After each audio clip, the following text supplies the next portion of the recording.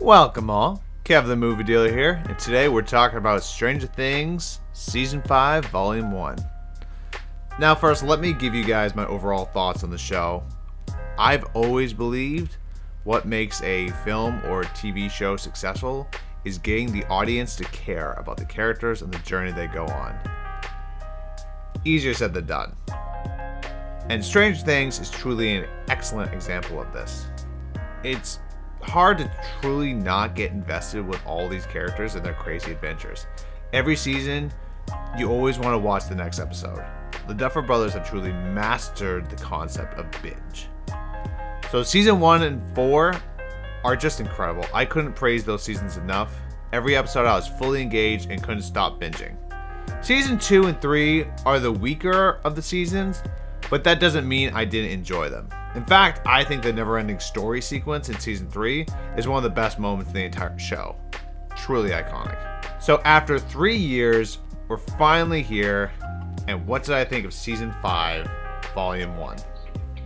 I, honest to God, think the Duffer Brothers should run their own streaming platform, because this was incredible. Once again, I couldn't stop myself from watching all 4 episodes, and by the end, I didn't feel like I just watched 4 hours of content.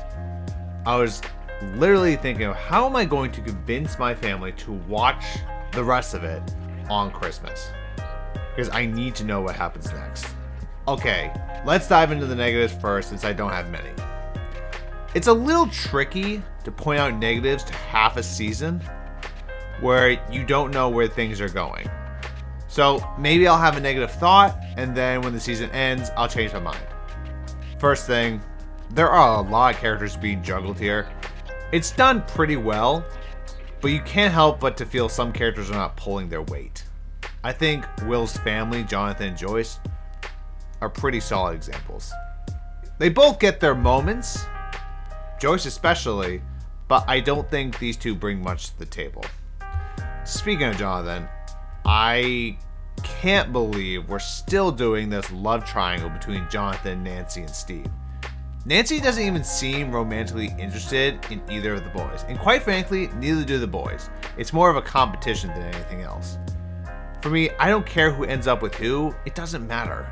I'm also hoping there is more to this government side story, because we've obviously seen this done over the seasons, the government, or some form of government, coming in and trying to get something out of the upside down world. I just hope there's a different angle. I know everyone is talking about the age of the actors, but that doesn't bother me. It's all about the story, and the kids still look young. Just not as young as they did 10 years ago. Okay, so those are my negatives. So let's dive into the positives. Obviously, I've talked about the story and how engaging it is. Of course, nothing is perfect. You can nitpick. But for me, I just couldn't wait to see what happens next. And that's how I want to feel with all shows. The visual effects and productions was fantastic. You can really tell how much work went into these episodes. We get a decent amount of Henry, but Vecton's last scene was definitely a great way to end the volume. All the actors were great. They know the assignment, and I love how all the characters are a true team. To them, age doesn't matter. They're all equals. It's like, we have a job to do, so let's get it done together. Speaking of characters, let's talk about Dustin, because he's going through some stuff here. Dustin, unfortunately, isn't that lovable, innocent little boy anymore. He is mourning the death of Eddie. He's distant, he's angry, he just wants to flip off the whole world and say, leave me alone. And I don't blame him. I feel like Dustin's relationship with Eddie doesn't get talked about enough. With Steve, Dustin was able to have confidence in himself. But with Eddie, Dustin learned to love himself and never be ashamed of who you are. Now, for a kid to hear that from your idol, or one of your idols, it's a big deal. And then to have that idol die in your arms, trying to save you, that type of sadness is never really going to go away. Plus, everyone in town thinks Eddie is a monster, which doesn't help. And that's why there's tension between Steve and Dustin. Sure, there might be some jealousy there with how Dustin viewed Eddie. Even when Eddie was alive, there was a sprinkle of jealousy.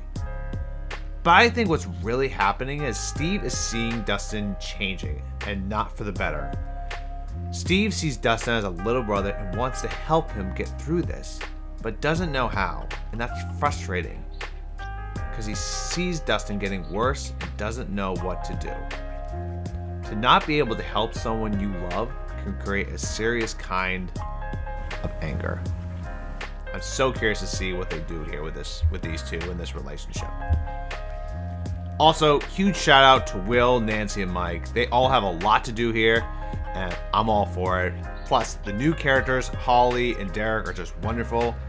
Didn't think I can get invested in new characters for the last season, but they got me. I could definitely keep going with this, guys. I keep talking all day about this new season, but I want to hear what you guys think. Comment below. Let me know what you thought of Stranger Things Season 5, Volume 1. I thought it was great. Don't forget to hit that like and subscribe. I'll see you next time, guys. Catch you later.